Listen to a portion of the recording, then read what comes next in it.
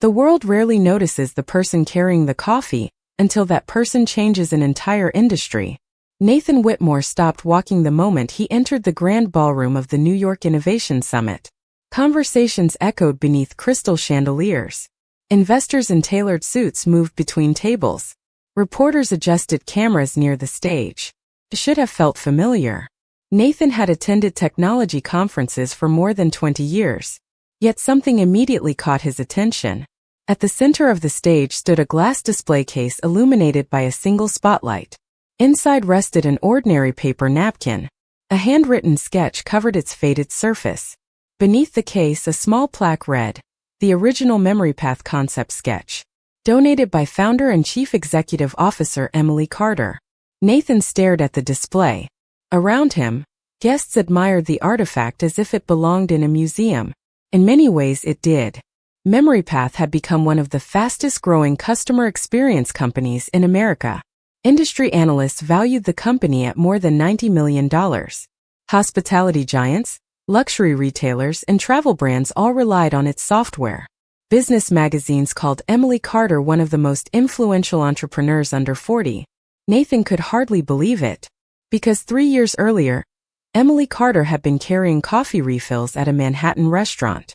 And he had laughed at her. A conference assistant approached him. "Mr. Whitmore, your panel begins in 40 minutes. The keynote speaker will open the event shortly." Nathan nodded absent-mindedly.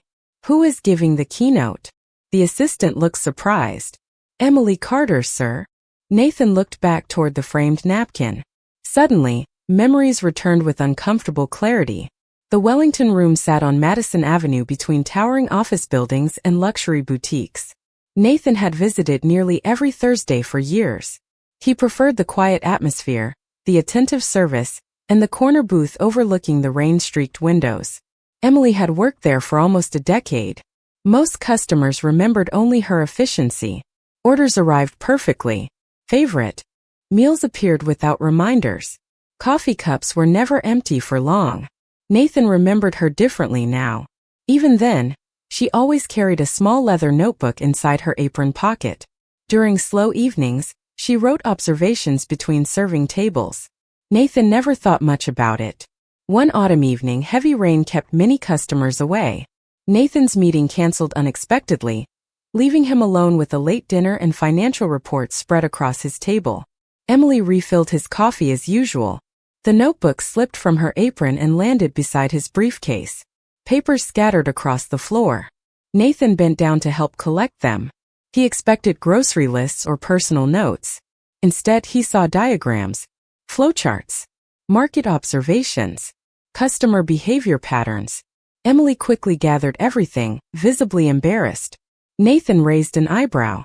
"Working on something?" Emily hesitated before answering. "Just an idea." Nathan had built billion-dollar companies by recognizing opportunities. Curiosity overcame politeness. "What kind of idea?" Emily explained cautiously. Years of serving customers had revealed something important. Businesses collected enormous amounts of information, yet very few truly understood their customers. She envisioned a platform capable of transforming ordinary interactions into deeply personalized experiences. Hotels could anticipate guest preferences. Restaurants could remember meaningful details. Businesses could create loyalty through human connection rather than discounts alone. As Emily spoke, excitement transformed her expression. She was no longer simply a waitress. She became a visionary describing a future only she could see. Nathan listened for several minutes. Then he smiled. A few nearby diners overheard the conversation. "Emily," he said, leaning back in his chair, "that is ambitious. But technology companies are not built from serving tables." Several customers chuckled softly. Nathan laughed too. "Stick with hospitality. You are obviously excellent at it." Silence followed. Emily looked down at her notebook. For a moment, Nathan thought she might argue. She did not. She simply nodded once, folded a paper napkin around her sketches, and quietly slipped everything back into her apron. Nathan returned to his dinner without another thought. He never noticed the look in her eyes as she walked away. Because sometimes the moment that changes your life barely feels important at all. Emily Carter rode the subway home that night with the paper napkin folded carefully inside her notebook. Outside the train windows, Manhattan lights blurred into streaks of gold and white. Around her, exhausted commuters stared at phones or slept against cold glass. No one noticed the woman in a restaurant uniform quietly rewriting her future. Nathan Whitmore's laughter echoed in her memory during the entire ride. Strangely, it did not make her angry. It made her think. By the time the train reached Queens, Emily had asked herself one question repeatedly. Was the idea weak, or had the wrong person evaluated it? Inside her small apartment, Emily placed her notebook on the kitchen table that also served as her desk, dining room, and workspace. The apartment measured barely 500 square feet. The refrigerator hummed constantly. The heating system worked inconsistently. Yet for years, this tiny space had housed something larger than its walls could contain. Possibility.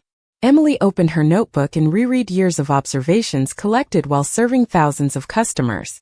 Preferred table locations, dining patterns, spending habits, anniversary requests, hotel complaints shared during business lunches, frustrations voiced by frequent travelers. She had recorded everything. 8 years of customer behavior filled nearly 20 notebooks stacked neatly beside her bookshelf. The data revealed a pattern. People returned to businesses where they felt remembered, not recognized as account numbers, remembered as individuals. Emily realized something important. Nathan had seen a waitress describing a technology company. She saw 8 years of research hidden behind an apron. Before going to bed, Emily wrote a single sentence across a fresh notebook page. One day the idea will speak for itself. The following months transformed her routine completely. Emily continued working at the Wellington Room during evenings, but every spare hour belonged to her concept. Mornings began before sunrise. She completed online business courses while drinking inexpensive coffee at her kitchen table. Afternoons were spent researching software architecture and customer relationship platforms at the public library. During restaurant shifts, she quietly gathered additional insights from customer interactions. Some coworkers teased her gently about always carrying notebooks. Others admired her determination. Few truly understood what she was building. One person did. Sarah Mitchell, another waitress, had worked beside Emily for almost 6 years. Late one evening after closing, Sarah found Emily sketching interface designs on order pads. "You still working on that company idea?" Sarah asked. Emily smiled tiredly. "Every day." Sarah pulled out a chair. "Then promise me something." Emily looked up. "What?" Sarah folded her arms. "Do not let one billionaire decide what your future looks like." Emily never forgot those words. 6 months later, she made a decision that shocked nearly everyone in her life. She resigned from the Wellington Room. Her parents worried immediately. Friends questioned her judgment. Even the restaurant manager attempted to persuade her to stay. "You have stability here," he told her kindly. "Starting companies is risky." Emily agreed completely. It was risky. She had savings sufficient for perhaps 8 months if she lived carefully. She had no investors, no employees, no guarantees. But she also understood another risk: remaining exactly where she was forever. On her final evening, many regular customers stopped to wish her well. Some handed her cards. Others offered encouragement. Nathan Whitmore was not there. Emily was grateful for that.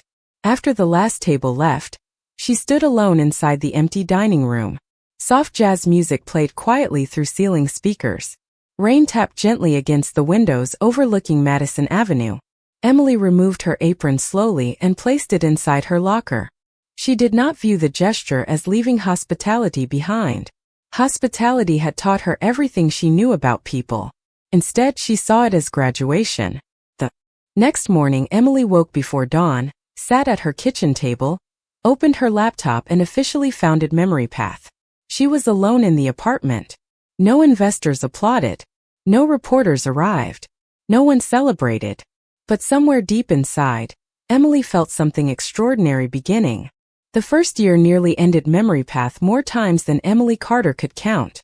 Building a company turned out to be far more difficult than imagining one. Software development required money she did not possess. Marketing required expertise she had never learned. Investors wanted traction. Customers wanted a finished product. And Emily had neither. To survive financially, she accepted part-time work at a neighborhood bookstore 3 mornings each week.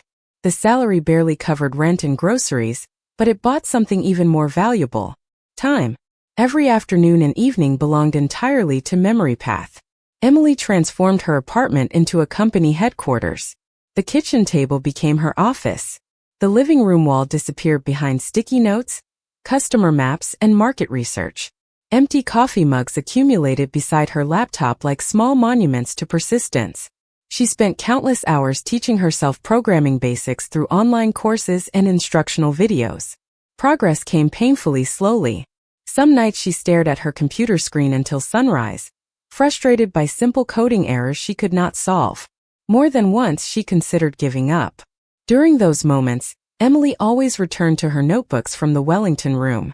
She reread observations collected over thousands of customer interactions. The patterns remained undeniable. People wanted to feel remembered. Businesses desperately needed better ways to create genuine loyalty. The problem existed whether investors recognized it or not. Nearly 10 months after founding MemoryPath, Emily completed her first prototype. It was simple and imperfect. The design lacked sophistication. Several features malfunctioned unexpectedly. Yet for the first time, the platform could track customer preferences, predict service needs, and provide personalized recommendations. Emily needed real feedback. She immediately thought of one customer. Daniel Reynolds had visited the Wellington room regularly for years. He owned several boutique hotels throughout the Northeast and had always treated employees with unusual kindness. Emily called him nervously. To her surprise, he agreed to meet. They sat together inside one of his hotel lounges while Emily demonstrated MemoryPath on her laptop. Daniel listened carefully for nearly an hour. Unlike Nathan Whitmore, he never interrupted. He asked thoughtful questions about implementation, employee training, and customer privacy. When the presentation ended, Daniel remained silent for several seconds. Emily prepared herself for disappointment. Instead, Daniel smiled warmly. "You understand hospitality better than most executives I know," he said. Emily felt immediate relief. Then Daniel added, "Your software still needs work, but your vision is exceptional." He offered something even more valuable than encouragement. He agreed to pilot MemoryPath at 2 of his smaller properties once improvements were completed. Emily left the meeting feeling hopeful for the first time in months. The optimism lasted exactly 3 weeks. One morning, her laptop suddenly crashed. Years of work seemed lost instantly. Emily sat frozen at her kitchen table staring at a black screen. Tears filled her eyes. She had forgotten to back up recent updates. For several terrifying hours, she believed MemoryPath had disappeared forever. Fortunately, a local computer repair specialist recovered most of the files. Emily learned an important lesson that day.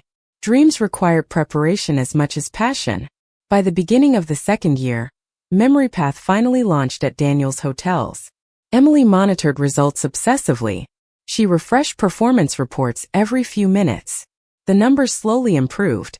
Guest satisfaction scores increased. Repeat bookings rose. Staff members reported stronger customer relationships. Most importantly, guests noticed the difference. Positive feedback arrived consistently. Daniel called Emily personally after 60 days. "I think you have something remarkable," he told her. "Now you need investors." Emily thanked him, but anxiety returned immediately. She remembered Nathan's laughter clearly. Convincing wealthy investors to believe in a former waitress seemed almost impossible. Still, she understood something had changed. 2 hotels were now using MemoryPath successfully. The idea no longer existed only inside notebooks and napkin sketches. It existed in the real world. And reality, Emily had learned, speaks louder than laughter. Daniel Reynolds arranged Emily Carter's first investor meeting 2 weeks later. He believed strongly in MemoryPath and wanted others to see what he saw. Emily arrived at the Midtown conference room carrying her laptop, financial projections, customer testimonials, and years of determination compressed into a single presentation. 3 venture capital partners sat across the polished table. Floor-to-ceiling windows overlooked Manhattan. Everything about the room felt intimidating. Emily reminded herself that she had once managed impatient dinner crowds during holiday weekends. She could survive this. The presentation began well. Emily explained how MemoryPath improved customer loyalty by helping businesses remember meaningful details about guests. She presented performance metrics from Daniel's Hotels. Customer satisfaction scores had increased by 14%. Repeat bookings had risen significantly. Revenue growth exceeded expectations. The investors listened politely. Then the questions began. "What was your previous role?" one investor asked. "I worked in hospitality for nearly 10 years, Emily answered. "Specifically?" another investor pressed. Emily smiled calmly. "I was a waitress." Silence briefly filled the room. Emily recognized the subtle shift immediately. The questions changed. Who developed the software? Do you have an experienced executive team? Have you considered bringing in a founder with more traditional credentials? Emily answered professionally, but she understood what was happening. They were no longer evaluating MemoryPath. They were evaluating whether someone with her background deserved to lead it. 2 days later, the rejection email arrived. It thanked Emily for her time and praised her passion before declining investment. More meetings followed. More rejections arrived. Some investors suggested she hire an experienced chief executive officer and remain involved only as an advisor. Others questioned whether hospitality experience could translate into technology leadership. One investor smiled sympathetically and said, "You clearly understand customer service. Perhaps focus on consulting instead of software." Emily thanked him politely and left without argument. By the end of 3 months, she had presented MemoryPath 21 times and received 21 rejections. The constant disappointment became exhausting. One rainy evening, Emily sat alone inside her apartment staring at unpaid bills scattered across the kitchen table. Savings were disappearing rapidly. MemoryPath continued performing well at Daniel's Hotels, but growth required capital. For the first time since founding the company, fear overshadowed hope. Emily opened her notebook and reread the sentence she had written years earlier. "One day the idea will speak for itself." Tears filled her eyes. "When?" she whispered quietly. The following morning, an unexpected phone call changed everything. The caller introduced herself as Margaret Sinclair, Chief Executive Officer of Sinclair Hospitality Group, one of the nation's largest luxury hotel companies. Emily nearly dropped the phone. Margaret explained that Daniel Reynolds had shared MemoryPath's performance results during an industry conference. Several executives had become interested. "Would you be willing to demonstrate your platform next week?" Margaret asked. Emily agreed immediately. She spent the entire week preparing. Unlike investor meetings, this presentation focused entirely on customers and operations. Emily felt more comfortable discussing real experiences than theoretical valuations. Sinclair headquarters occupied the top floors of a Park Avenue skyscraper. 12 executives attended the meeting. Emily demonstrated how MemoryPath anticipated guest preferences, improved staff efficiency, and strengthened customer loyalty. She shared stories gathered from years in hospitality. The executives listened attentively. They asked difficult questions, but every question centered on the product rather than her background. When the presentation ended, Margaret walked Emily toward the elevator. "You understand our guests extraordinarily well," she said. Emily smiled gratefully. "Thank you." Margaret paused. "You understand them because you served them, did not you?" Emily nodded. Margaret smiled warmly. "Never apologize for that. Experience looks different for everyone." 3 days later, Margaret called again. Sinclair Hospitality wanted to launch MemoryPath across 15 luxury properties. Emily sat silently at her kitchen table after the call ended. Sunlight streamed through the apartment window. For several moments, she simply looked around the tiny room where everything had begun. Then she opened her notebook and wrote another sentence beneath the first. Eventually, reality becomes impossible to ignore. The Sinclair Hospitality Agreement transformed MemoryPath almost overnight. For the first time since founding the company, Emily Carter no longer worried constantly about paying rent. The contract provided enough revenue to hire employees, improve infrastructure, and accelerate development. More importantly, it provided credibility. In business, credibility often arrives disguised as a single customer willing to take a chance. Emily hired her first employee exactly 2 weeks after signing the agreement. Rebecca Lawson had spent more than 20 years developing hospitality software before retiring early. Margaret Sinclair introduced them during a strategy meeting. Rebecca initially agreed to consult for only 3 months. She remained for years. "Your technology is promising," Rebecca told Emily during their first meeting. "But your greatest advantage is not software. It is perspective." Emily never forgot those words. Together they rebuilt MemoryPath from the ground up. The platform became faster, more reliable, and easier for employees to use. Additional hotels joined rapidly, then luxury resorts, then private travel companies. Every new client brought additional data and new opportunities. Within 12 months, MemoryPath expanded from 2 properties to more than 60 locations across the country. Emily finally moved the company out of her apartment and into a modest office in Long Island City. On moving day, employees carried computers, monitors, and office supplies through the front doors while Emily remained behind in her apartment for a few extra minutes. She stood quietly inside the empty room. The kitchen table where everything had started remained in the center of the apartment. Thousands of hours, countless sleepless nights, every fear, every breakthrough, all of it had happened there.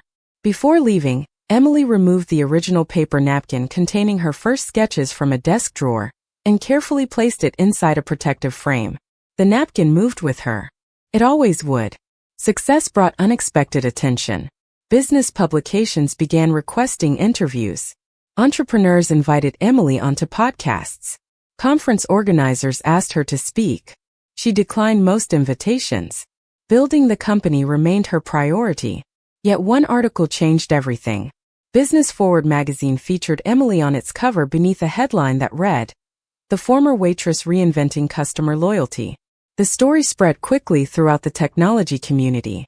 Investors who had once rejected MemoryPath suddenly requested meetings. Some barely remembered declining her previously. Emily remembered everyone. Still, she accepted several conversations. She had learned that business required partnerships, not resentment. Meanwhile, Nathan Whitmore continued managing Whitmore Technologies, one of the country's most successful logistics companies. Although his company remained profitable, increasing competition created new challenges. Nathan spent most of his time negotiating acquisitions and restructuring divisions. He rarely thought about the conversation at the Wellington Room, until one Thursday evening. Nathan arrived at the restaurant shortly after 7. As usual, he requested the corner booth overlooking Madison Avenue. While waiting for dinner, he noticed unusual excitement among the staff. Several employees gathered near the hostess stand examining a magazine. Curious, Nathan asked the restaurant manager what had happened. The manager smiled immediately. "Remember Emily Carter?" he asked. Nathan looked surprised. "Of course." The manager handed him the magazine. Emily's photograph covered the front page. She stood confidently inside a modern office building wearing a navy business suit. Behind her, employees worked around digital displays featuring the MemoryPath logo. Nathan read the headline twice. He turned pages slowly. The article described nationwide expansion, major hospitality partnerships, and rapid company growth. Annual revenue had already surpassed $20 million. Nathan sat silently for several minutes after finishing the article. Outside, rain streaked the restaurant windows exactly as it had years earlier. He remembered Emily standing beside his table holding that notebook. He remembered laughing. Most uncomfortable of all, he remembered never seriously considering her idea. Nathan realized something unsettling. He had not dismissed the concept. He had dismissed the person presenting it. Across the restaurant, the manager carefully returned the magazine to the counter. Nathan looked toward the empty space where Emily once moved between tables carrying coffee cups and order pads. For the first time in years, Nathan Whitmore wondered how many extraordinary people he had overlooked simply because they arrived wearing ordinary uniforms. Months passed, and the article about Emily Carter refused to disappear. Every few weeks, Nathan Whitmore encountered her name again. Financial newspapers discussed MemoryPath's rapid expansion. Industry journals praised the company's customer retention results. Business podcasts invited Emily to share her leadership philosophy. Each new mention forced Nathan to confront the same uncomfortable truth. He had been completely wrong. One evening, unable to ignore his curiosity any longer, Nathan asked his executive assistant to arrange a demonstration of MemoryPath for Whitmore Technologies. Officially, he wanted to evaluate whether the platform could improve client relationships inside his own company. Unofficially, he wanted to understand how a former waitress had built something so extraordinary. 2 weeks later, Nathan sat inside a conference room at Whitmore Technologies headquarters surrounded by senior executives. A MemoryPath account manager arrived with the presentation team. Nathan immediately noticed something unusual. Every member of the team came from a different background. One had previously managed a hotel. Another had worked in retail. A software engineer had once been an airline customer service representative. The diversity of experience impressed him. The presentation itself impressed him even more. MemoryPath did not simply organize customer information. It anticipated needs, identified relationship opportunities, and helped businesses create genuinely meaningful interactions. The system was elegant because it reflected real human behavior rather than abstract theories. After the presentation ended, Nathan asked a simple question. Who designed the original customer behavior framework? The account manager smiled. Emily personally developed most of it during the company's early years. Many of the insights came from her hospitality experience. Nathan remained silent. Once again, he realized that the very experience he had dismissed had become the foundation of a multi-million-dollar company. Meanwhile, MemoryPath continued growing at an astonishing pace. Emily now led more than 80 employees from a bright office overlooking the East River. Despite her success, she maintained habits established years earlier. Every Monday morning, she personally reviewed customer feedback reports. Every new employee spent time observing real hospitality environments before beginning work. Emily believed businesses failed when leaders stopped listening. Her employees respected her because she never forgot where she started. One afternoon, Rebecca Lawson entered Emily's office carrying an invitation. "You should probably see this," Rebecca said. Emily opened the envelope and immediately recognized the logo. The New York Innovation Summit, one of the nation's most prestigious technology conferences. The organizers wanted Emily to deliver the opening keynote. Emily read the invitation twice. Then she noticed something else. The conference program listed Nathan Whitmore among the featured panel speakers. Rebecca studied Emily carefully. "Awkward?" she asked gently. Emily looked through the office window toward Manhattan's skyline. 3 years earlier, the thought of seeing Nathan again would have filled her with anxiety. Now she felt something entirely different. Perspective. "No," Emily said softly. "Just interesting." She accepted the invitation the following day. News of Emily's keynote spread quickly. Business media celebrated the announcement. Conference registrations increased significantly. Reporters highlighted her unusual journey from waitress to founder.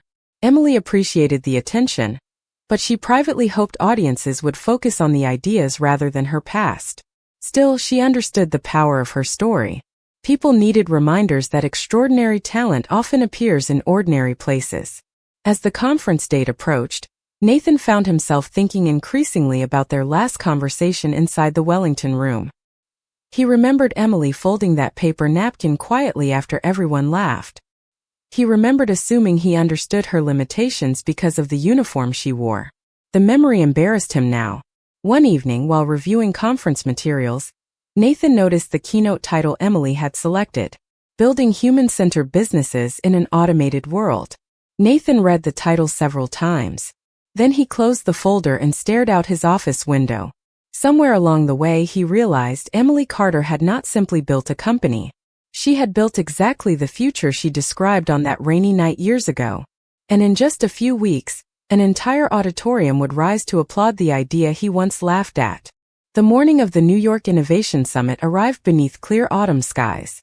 Black cars lined the entrance of the Grand Meridian Hotel as executives, founders, journalists, and investors streamed into the ballroom.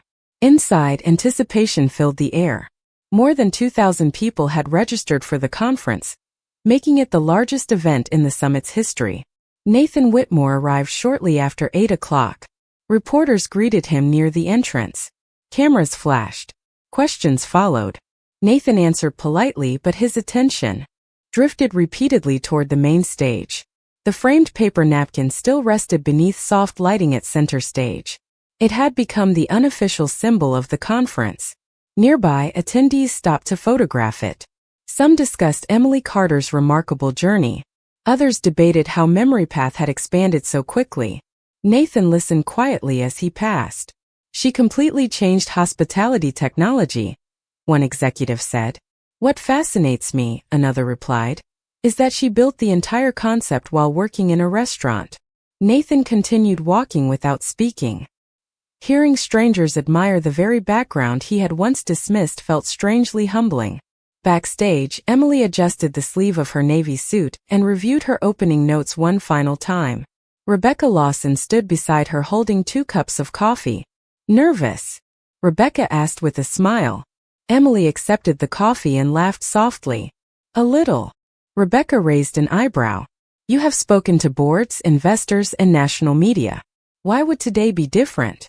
Emily looked toward the curtain separating backstage from the audience. "Because stories matter," she said quietly. "And there are people in that room who still believe talent always arrives wearing expensive suits." Rebecca smiled knowingly. Then they chose the wrong conference. A few moments later, the event host walked onto the stage. The enormous ballroom gradually fell silent. "Ladies and gentlemen," the host announced, "our opening speaker has redefined how businesses build human connection.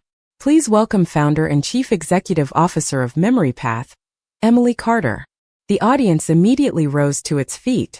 Applause thundered throughout the ballroom. Nathan stood with everyone else. For a brief moment he could only watch. Emily walked confidently across the stage beneath bright lights. She looked composed, professional, and entirely at home. Gone was the young waitress nervously protecting notebook sketches. In her place stood one of the country's most respected entrepreneurs. Yet Nathan noticed something familiar.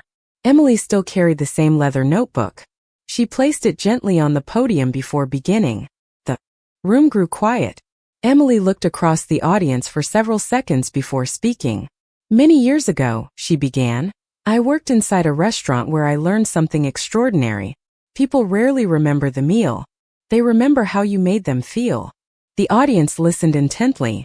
Emily spoke about technology, but she spoke even more about people. She explained that businesses often became obsessed with efficiency, while forgetting humanity.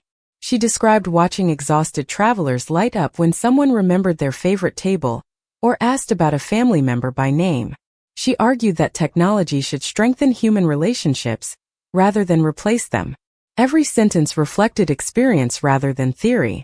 Nathan realized that was precisely why her message resonated so deeply. Emily had not invented MemoryPath inside a boardroom. She had built it while observing real lives unfold across restaurant tables. Near the conclusion of her keynote, Emily paused and looked toward the illuminated display case containing the original paper napkin. "That sketch began on a rainy evening years ago," she said. "At the time, very few people believed the idea could succeed." The audience remained silent. Emily smiled gently. "Fortunately, ideas do not require universal approval. They require persistence." The ballroom erupted into applause once again. People rose to their feet. Some wiped away tears. Others simply nodded thoughtfully. Nathan stood among them, applauding harder than anyone. As the ovation continued, he understood something with complete clarity. Emily Carter had not succeeded despite being underestimated. In many ways, she had succeeded because she refused to allow someone else's limited imagination to define her own. The standing ovation continued long after Emily Carter stepped away from the podium. Even after the applause finally subsided, people remained on their feet. Investors waited near the stage hoping for introductions. Journalists prepared interview requests. Young entrepreneurs lined the aisles carrying notebooks, eager to speak with the woman who had transformed years of serving customers into a company changing an entire industry. Nathan Whitmore remained standing near the back of the ballroom.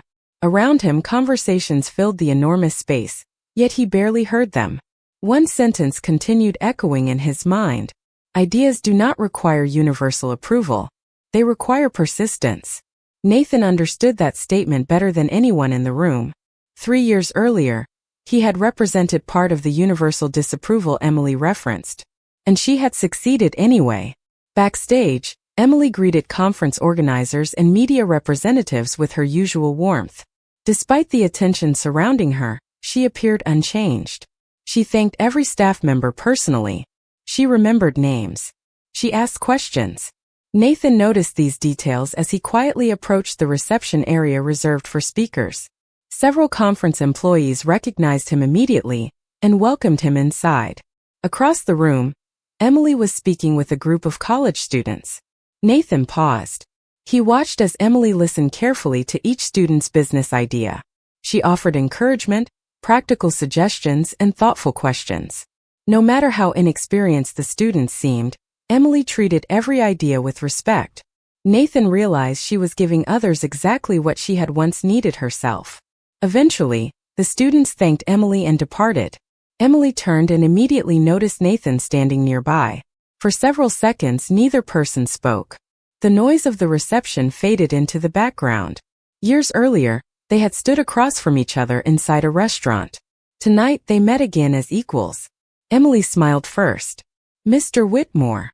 Nathan returned the smile, although his expression carried visible humility. "Please," he said quietly. "Nathan." Emily nodded politely.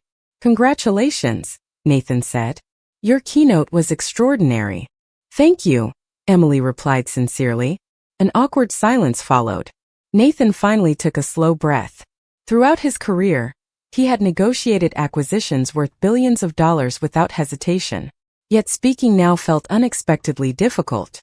"Emily," he began, "I owe you an apology." Emily remained silent, allowing him to continue. Nathan looked directly at her.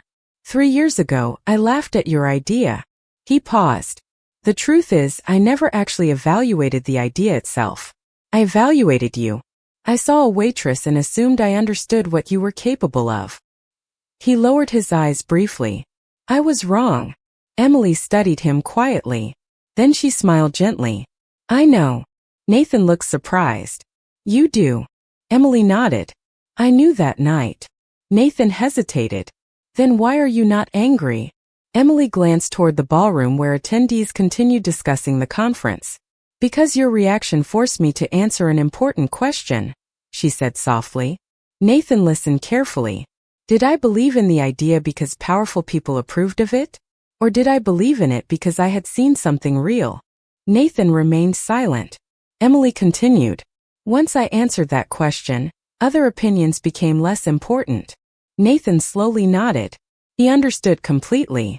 Emily had built MemoryPath not because others believed in her, but because she continued believing when almost nobody else did. "I still regret that conversation," Nathan admitted. Emily smiled warmly. "Regret is useful if it changes how we see people." At that moment, a conference coordinator approached Emily. "Your press interview begins in 5 minutes." Emily thanked her and turned back toward Nathan. "I should go." Nathan nodded. Then, unexpectedly, he said, "Would you consider having dinner sometime?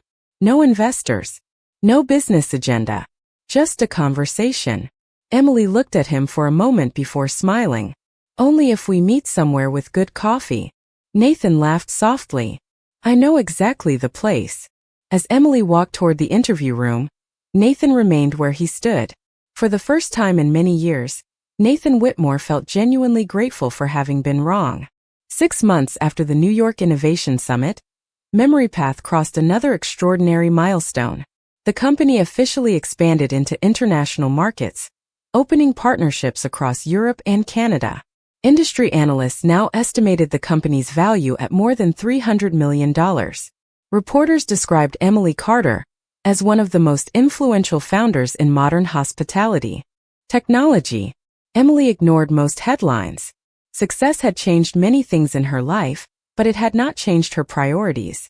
Every Monday morning still began the same way. Emily arrived at headquarters before sunrise carrying her familiar leather notebook and a cup of coffee. Before executive meetings, before investor calls, before strategic discussions, She spent one quiet hour reading customer feedback personally. Employees often wondered why their chief executive officer devoted so much time to comments and service reports. Emily always gave the same answer. The moment we stop listening, we stop deserving to grow. The culture she created transformed MemoryPath into more than a software company. Former teachers worked beside software engineers. Former hotel managers collaborated with data scientists. Customer service representatives regularly participated in product development meetings. Different experiences were not merely accepted. They were celebrated. Nathan Whitmore noticed these differences during the months following the summit. True to their agreement, he and Emily eventually met for dinner. Ironically, they chose the Wellington room. Very little had changed inside the restaurant. The same warm lighting reflected across polished tables. Soft jazz still floated through the dining room. Rain still occasionally traced patterns across the windows overlooking Madison Avenue. Yet everything felt different. Several former co-workers immediately recognized Emily and greeted her warmly. Nathan quietly observed every interaction. The most memorable moment occurred when a young server accidentally delivered the wrong order to their table. The employee immediately apologized nervously after recognizing both guests. Emily smiled kindly. "Do not worry," she said gently. "Everyone makes mistakes. Thank you for working so hard tonight." The young server relaxed instantly. After he walked away, Nathan looked at Emily thoughtfully. "You still see people," he said. Emily smiled. "I always have." Nathan shook his head softly. "No. You really see them." For a moment neither spoke.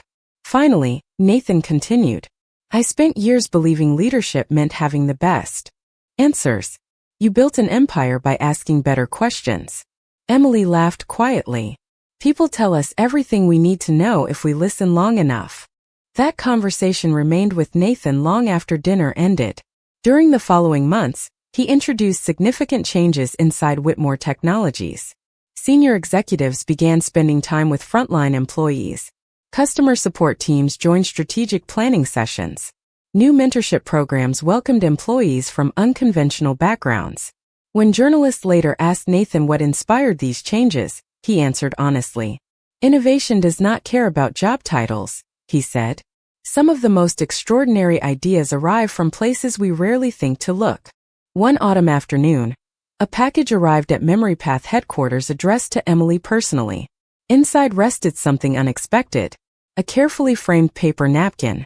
Emily immediately recognized it.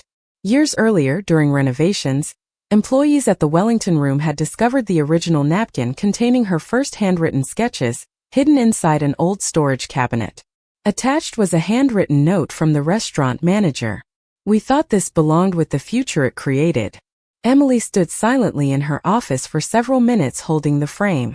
Eventually, she placed it on the wall behind her desk beside another framed note containing the sentence she had written years earlier. "One day the idea will speak for itself." Visitors frequently asked about the two framed pieces. Emily always offered the same explanation. "One reminds me where I started," she would say. "The other reminds me never to let someone else's limitations define my own." Years later, those frames still remained in her office. Together they told the story of a waitress who refused to surrender her vision simply because others could not yet see it. And somewhere in Manhattan, a billionaire occasionally returned to a familiar corner booth, ordered coffee, opened a notebook, and listened more carefully than ever before. Because sometimes the quietest people in the room are already carrying tomorrow inside their pockets.